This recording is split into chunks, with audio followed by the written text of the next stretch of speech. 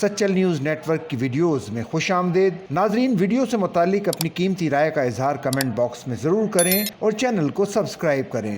رحمتوں کی تلاش اور حضور پاک صلی اللہ علیہ وآلہ وسلم سے گہری عقیدت کے اظہار کے لیے پاکستان سمیت دنیا بھر سے عازمین حج کا جبل النور پر واقع تاریخی غار حرا پر آنے جانے کا سلسلہ بدستور جاری ہے اور اس مقدس مقام کی زیارت کے لیے ان کی بےتابی قابل دید ہے۔ یہ وہ مقام ہے جہاں حضرت محمد مصطفیٰ صلی اللہ علیہ وآلہ وسلم پر قرآن پاک کی پہلی وحی نازل ہوئی تھی۔ اس موقع پر بہت جذباتی لمحات بھی دیکھنے کو ملتے ہیں جب عازمین حج عاجزی اور انکساری کے ساتھ بتاتے ہیں کہ وہ صرف اس مقدس غار کی ایک جھلک دیکھنے کے لیے آئے ہیں جہاں اللہ تعالیٰ نے اپنی وحدانیت اور اسلام کے پیغام کو پھیلانے کا مقدس فریضہ نبی اکرم صلی اللہ علیہ وآلہ وسلم کو سونپا تھا۔ پاکستان سے تعلق رکھنے والے 65 سالہ حاجی احمد مبارک، جن کے چہرے پر آنسو بہہ رہے ہیں، انہوں نے اپنے اہل خانہ کے ساتھ اس جگہ کی اہمیت بتاتے ہوئے کہا کہ یہ وہ مقام ہے جہاں قرآن پاک کی پہلی وحی نبی اکرم صلی اللہ علیہ وآلہ وسلم پر نازل ہوئی تھی۔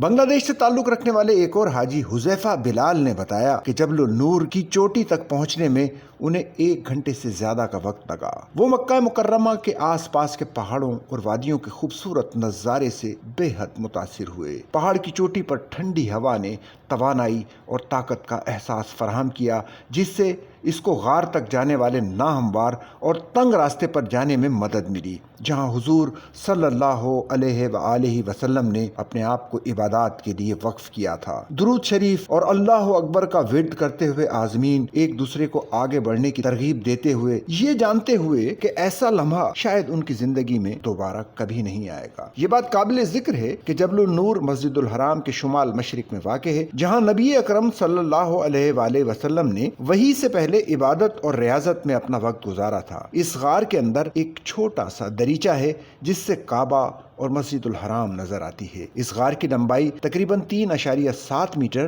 اور چوڑائی 1.6 میٹر ہے۔